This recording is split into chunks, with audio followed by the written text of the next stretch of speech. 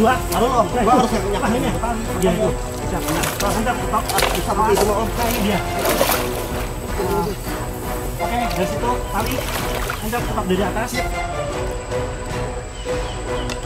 Dapat. Tar om. Oke. Dah, Oke. dapat tahan dapat. Oke, sip. Om bantu dudukin. Iya, bentar. Aku taruh di sampingnya dulu. Ya. Oke, kita cepit. Sip. Ke sini. Ya. Oke. Oke. Ya. Dapat. Ya.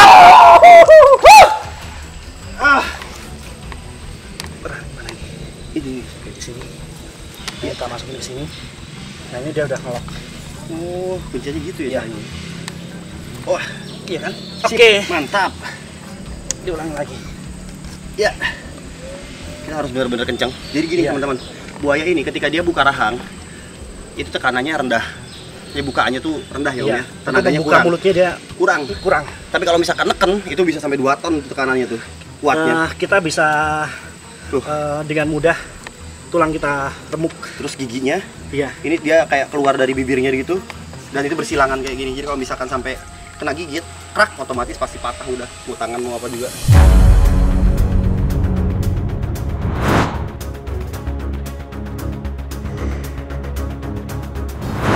Setelah melakukan pencarian dan penyisiran kurang lebih 4 jam bersama tim, akhirnya seekor buaya terlihat di pinggir sungai. Ya, kami memutuskan untuk menangkap buaya ini segera agar dia tidak langsung masuk ke air.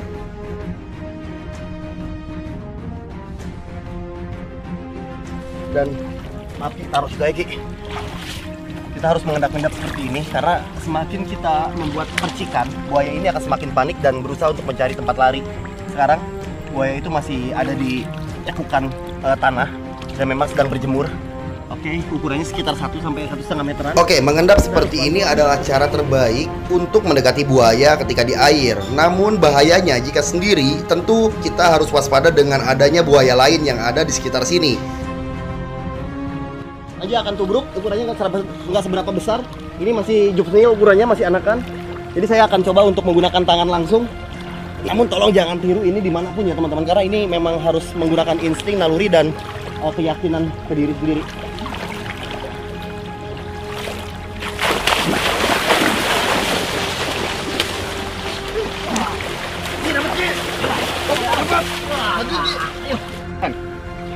Oke, lihat teman-teman.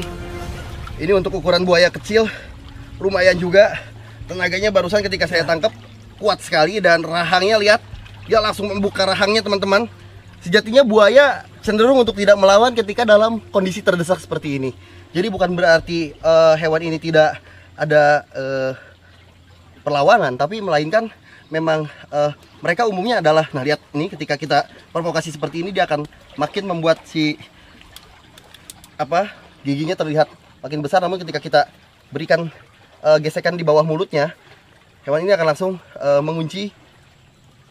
Ya seperti ini, langsung mengunci bagian mulutnya. Oke, kita kunci dulu mulutnya di sini.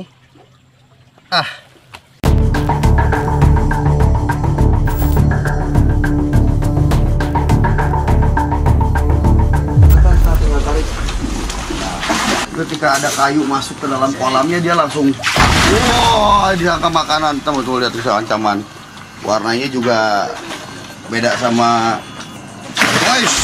Nah, itu dia teman-teman, dia naik ke atas.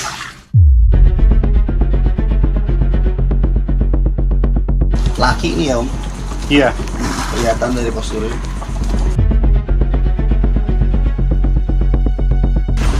Simpul, cerat. Lewat ya langsung atau om, tubruk. Baliknya dia cepet.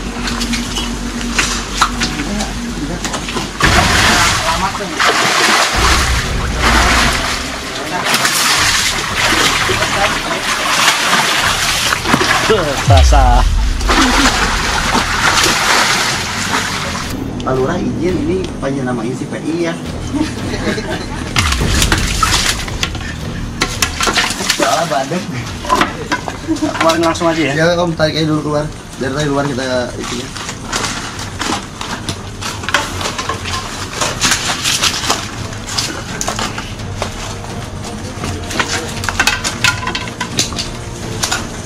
Udah mau ngerekam aja.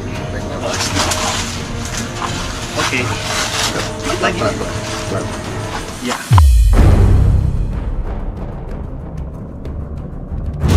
Oke. Ini talinya gedean ini. Nggak apa-apa. Kucing siapa i? Ntar ada tali kecil nggak? Jadi guys, bagian paling bahaya dari buaya adalah rahang. Dimana kalau misalkan kita lihat bagian kulit sini terselaput dengan kulit-kulit tebal, sedangkan di bagian rahang sini hanya ada kayak semacam kulit tipis dan langsung tulang. Jadi selain gigit, kadang-kadang kalau kita nggak bisa tahu teknik untuk menekan si bagian kepala, dia suka ngehantam bagian sini nih ya kalau lagi rasio. Iya. Teman saya sempat pecah ini belah dua, prak, gara-gara dihajar gitu.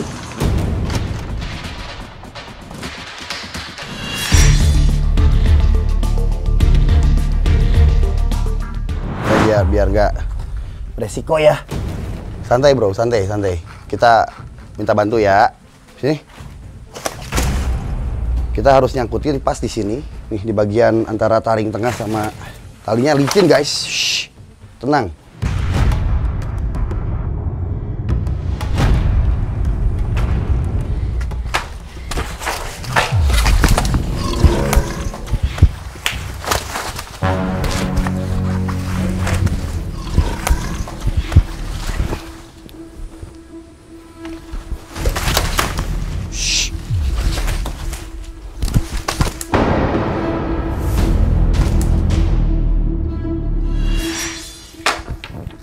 Saya berusaha untuk coba safety guys.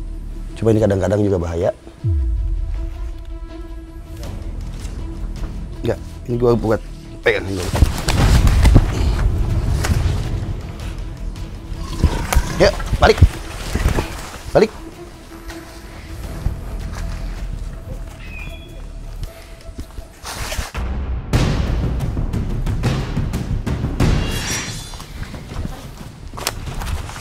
Belum.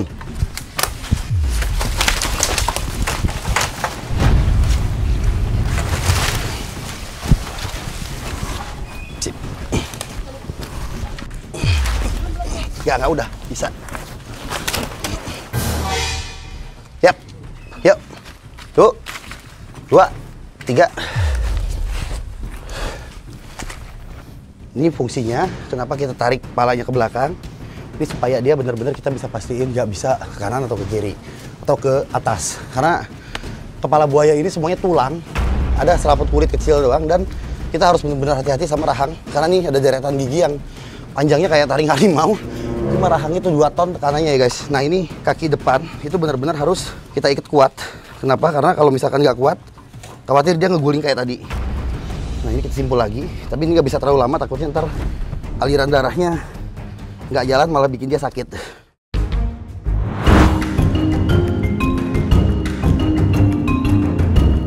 Karena akhirnya kami memulai untuk melakukan proses pemindahan buaya besar yang ada di Lembang Park and Zoo ke kandang yang lebih luas lagi.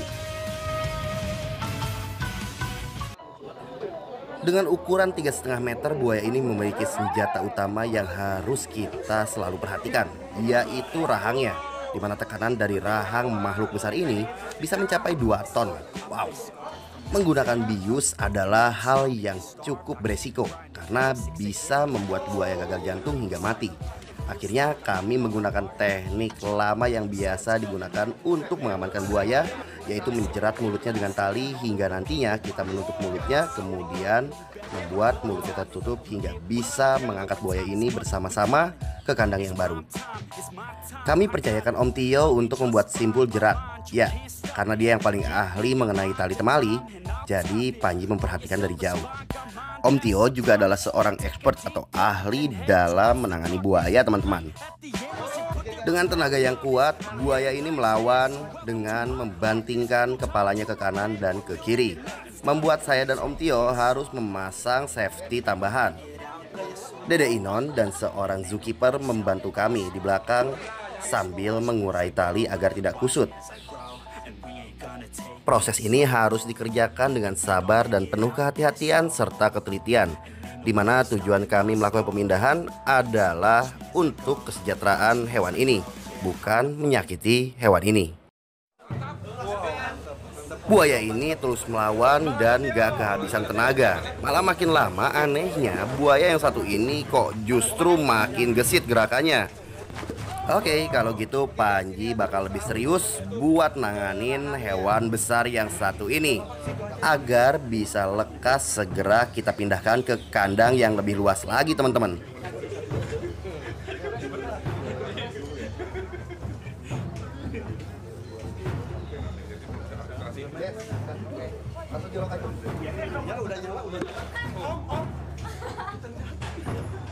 Aduh, simpul kedua yang Om Tio jeratin putus dan lepas. Oke, Panji harus ngelakuin tindakan yang agak ngaco nih. Ya, saat Panji hendak menarik ekornya agar lurus, tiba-tiba buaya ini berbalik. Kepala buaya masuk ke selah kaki kanan dan kiri, menghantam kaki kanan saya dan mengibaskan gigi ke arah kaki kiri hingga celana saya robek.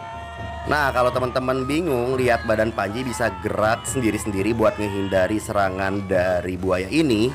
Nah, apalagi mulut buaya tiba-tiba ketutup ketika mau gigit kaki Panji. Itu adalah faktor X yang saya miliki teman-teman. Gak semua orang diberkati dengan kelebihan seperti ini.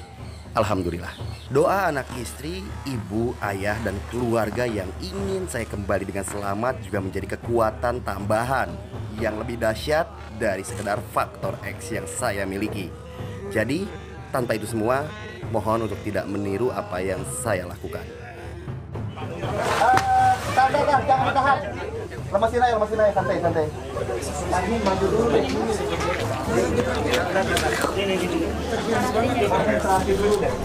Ini dari depan. Kenapa? Kenapa?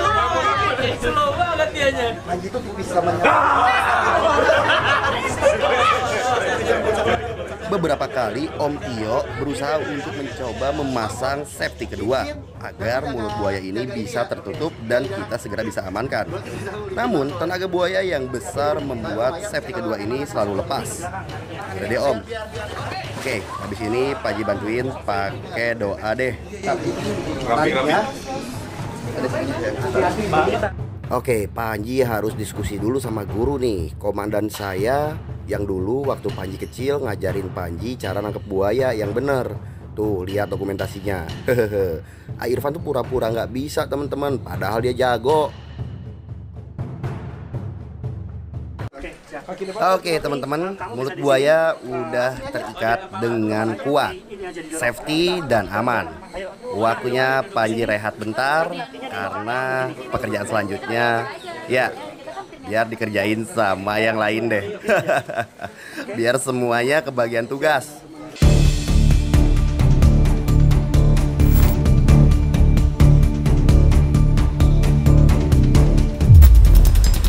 Kita harus hati-hati banget teman-teman dalam merescue di tempat seperti ini.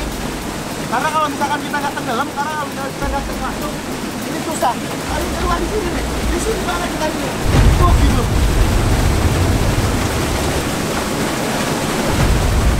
Oh, ini sini. Wah, sini. Hati-hati, woi.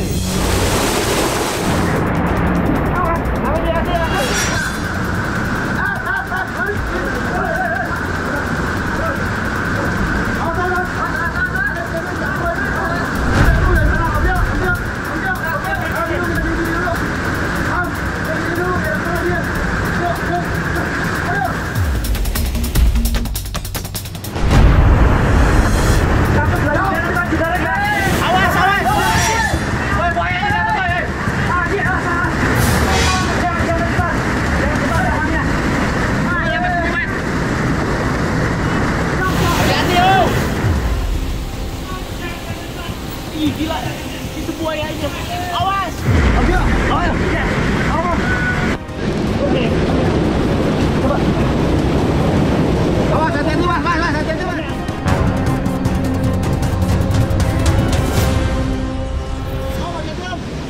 Gila tuh, beneran ada. Ini kita pakai ngaji pelampung. Ikat dulu aja, Bang. Kalau banget, Bang. Ya. Ikat dulu. Emang feeling bannya nggak apa namanya ya, nggak meleset. Tuh, buayanya nggak terlalu gede, ternyata ukuran 1,5 meter emang. Tapi kalau misalkan gigit, waduh. Oke, kita udah ikat mulutnya, tinggal kita bawa ke pinggir. Ya, sini.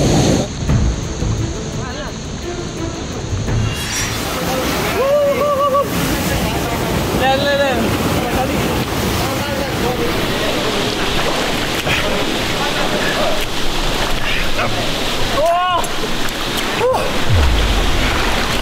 Dapat. Ayo guys, ini tim masih pada berjuang untuk bisa ke pinggir. Semuanya tenggelam karena tadi airnya sudah muter. Dalam banget. Kali ini aku cekin dulu. Pegangan bro. Ya. Tan, tolongin Tan, Tan.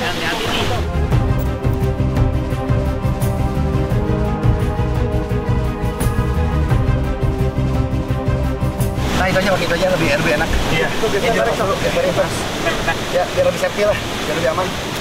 Karena itu licin, kalau dia buka masih buka lagi. Ini yang paling bahaya. Bener kan Di? Gue bilang. Iya, dari feeling gue udah benar. Ada di dalam situ.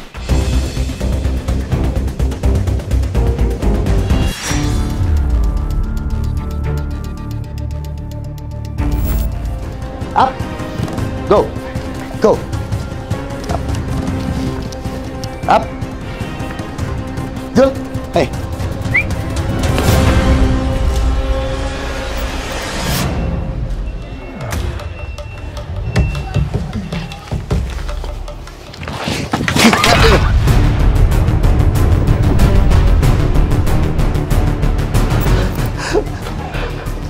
Oh, lama gue nggak begini.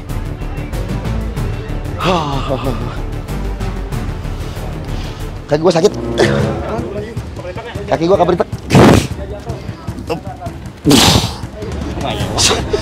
Kaki gue sakit banget.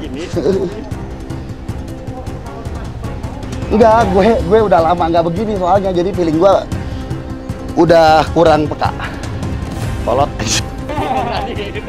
Gue udah tua guys. Ternyata Panji Petualang udah tua. Jatuh gue. Orang alungkan lagi jadi sayang. Sayang. Ya.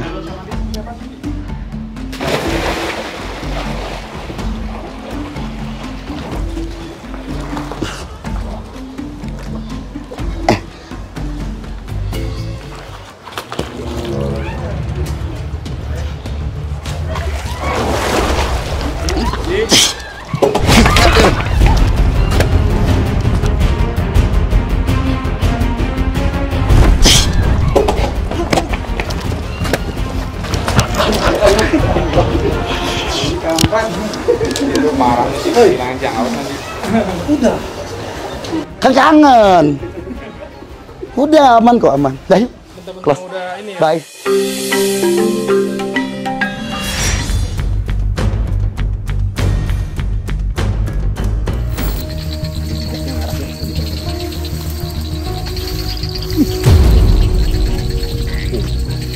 Itu sorot tuh lihat matanya nyala. Tuh, di zoom ya.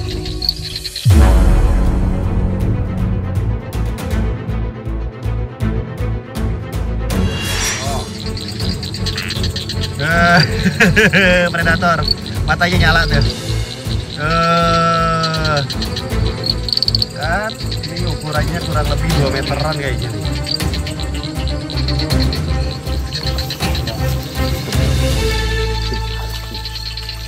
Guys nih, ada satu ekor. Langsung respon, langsung reaksi ketika kita datang teman-teman. Guys. Ini lumayan gede nih. Guys.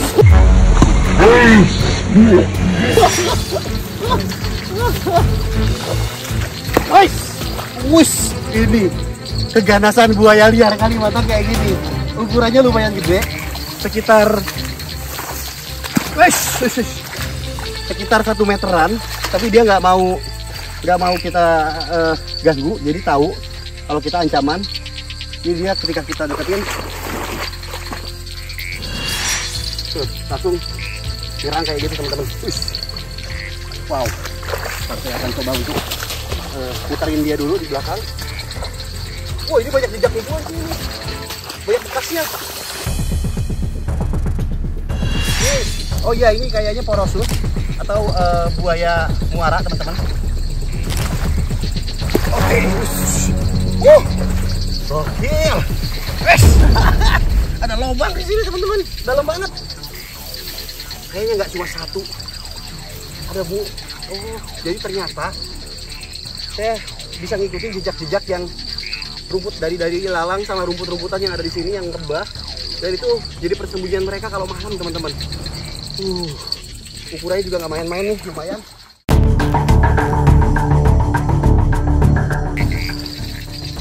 Saya coba untuk menggunakan satu ranting kecil saja untuk identifikasi.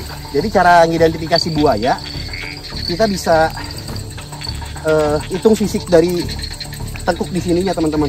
Jadi di Kalimantan ini umumnya tuh sering dijumpai dua spesies, yaitu Crocodylus porosus dan Crocodylus siamensis.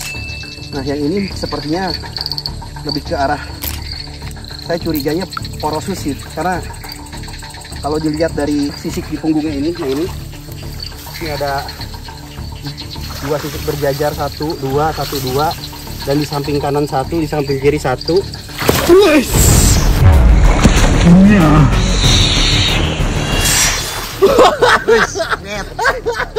Itu buaya kayak gitu memang. Jadi diam kita nggak tahu kalau dia tiba-tiba langsung nyerang kayak gitu. Bayang tuh, lihat. Galak banget. Diam dulu ya. Kita cuma pengen lihat spesies di sini tuh apa yang sering umum di. Oke, kalau dari dekat gini kan kita bisa tahu gitu. Wes, gila, galak banget. Mah, nggak karu-karuan galaknya, nyerangnya bertubi-tubi, teman-teman. Oke. Wes, wush.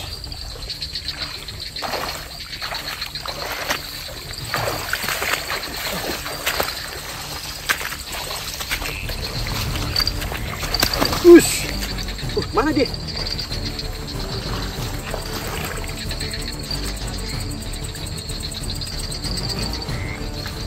Dia masuk ke dalam. Masuk ke dalam sini, teman-teman, ternyata. Wah, ini harus biar enak.